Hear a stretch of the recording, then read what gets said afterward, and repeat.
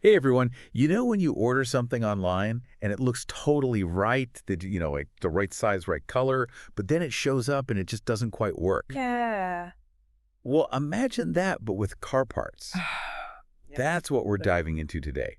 Why getting the right part for your car is so important. Yeah, it's about way more than just finding a part that fits.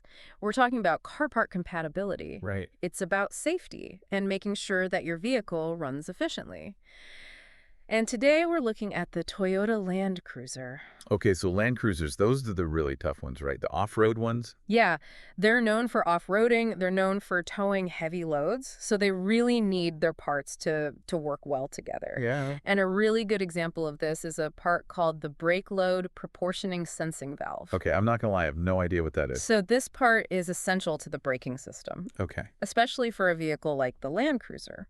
So this valve adjusts the brake pressure between the front and rear wheels based on how much weight the vehicle is carrying. Oh, okay, so if you're like towing a camper or something. Exactly. It's making sure that the brakes are, like, working. Exactly, precisely. Without it, that braking force might not be distributed correctly, and that could be really dangerous, Yeah, especially if you're, like, going down a hill or something. especially downhill. Yeah. So how do you even know which one is the right one? Like, how complicated does it get? Well, that's where things get interesting. Our sources for today's deep dive got super specific about this valve, this one part. Yeah. It's compatible with a whole bunch of different Land Cruisers, Okay. but you gotta know the year, the Yeah. engine type, even the chassis number. The chassis number, what even is that? It's like a fingerprint for your car. Really? It's a unique code, basically, that identifies its specific configuration.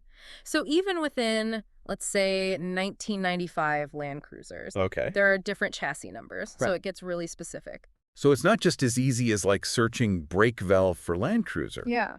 You have to know all this extra stuff. Yes. Oh. And that's where a lot of people slip up. They see a part online, it looks right, it fits their make and model, but it doesn't work properly because it's not compatible with their specific vehicle. And, like, for a brake valve, Yeah. that's pretty important. Like, that's a big deal. Absolutely. Think about this. Imagine towing a trailer downhill and your brake valve isn't right. Yeah. Your front brakes could lock up while the back wheels just keep going. Oh, no. And that's how you lose control. So basically, even something as seemingly simple as a brake valve, Right. there's all these little variations, like Yeah. depending on the make, the model, the year, even the chassis number. Yeah. Our sources even listed out the specific engine codes that this valve is compatible with. So we're talking like 1FZFE, the 1HDFT. See, now those, I don't even know what that means. So each engine code represents a different engine configuration. And those differences, they can impact the requirements of other parts, like the brake proportioning valve. So like what was it, the 1FZ? The 1FZFE. That needs a whole different, like that needs a different valve potentially than another engine. Exactly. And it's more than just fitting. It's about how they operate. So the 1SZFE uses a different fuel injection system than the 1HDFT. Okay. And that impacts the pressure requirements of the brake proportioning valve. So if you use the wrong one, you could actually disrupt the whole braking system. Wow. Okay. This is a lot more complicated than I thought. Right. Like I had no idea. Yeah. Car parts were so specific. Yeah, and it just highlights that car parts aren't always interchangeable, even if they look identical. Right. Or even if they seem like they fit. It's about more than just fitting. Wow. Exactly. So this brake valve thing, it really got me thinking, like, what other parts on my car am I, like, totally oversimplifying? Because I always just assume, like, headlights, windshield wipers, like, that's all the same. Yeah. Yeah, that's a common misconception. There are some parts that seem interchangeable, Yep. but there are often like these tiny little differences. Interesting. So like headlights, for example, you've got halogen, xenon, LED, Right. and they all have their own specifications, beam patterns, different wiring harnesses. Really? You put the wrong type of headlight in your car, you can't see as well, and you might even cause electrical problems. Wow. Okay. So it's not just like, oh, this one fits in the hole. That's not really how it works. Exactly. Okay. What about something like oil filters? Right. They all kind of do the same thing, right? Yeah, you'd think so, but again, those tiny little details.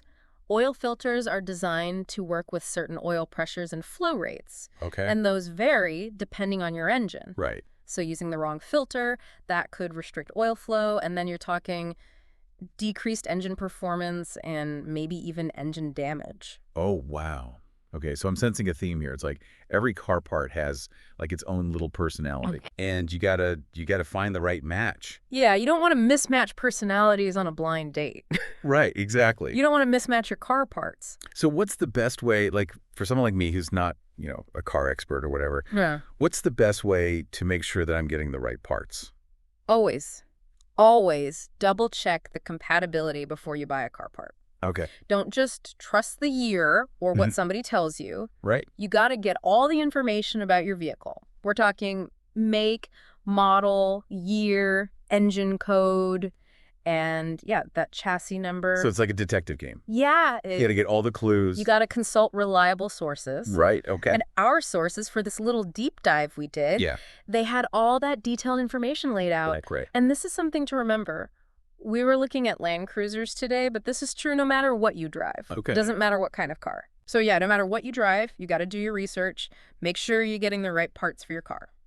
Okay, so it's worth those extra steps basically It is. just to avoid a headache later on. It could save you headaches. It could even save you some money. Oh, right, okay.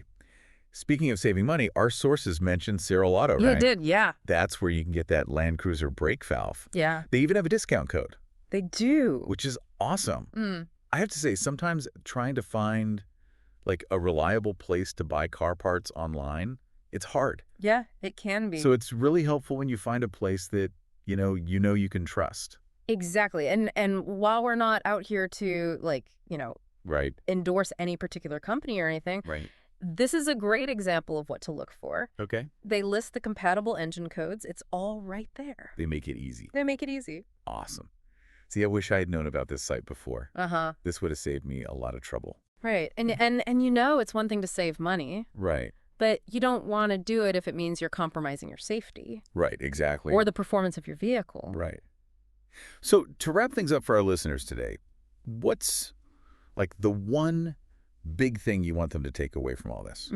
So to wrap things up for our listeners today, what's like the one big thing you want them to take away from all this? If I can leave you with one thought, it's that your car, Okay. it's like this complex system, right? Yeah. All these parts working together. Yeah. And if one part is off, Yeah. the whole thing can fall apart. It Right. can affect how your car runs, it can affect your safety, and it can cost you money. Right. Yeah. Don't cheap out on car parts, right? Exactly. Yeah. Do your research, ask questions, and don't be afraid to learn a little bit about your vehicle. Yeah. Become a mini expert on your own car. Exactly. Become a mini expert. It's worth it. It is worth it. Yeah. Awesome.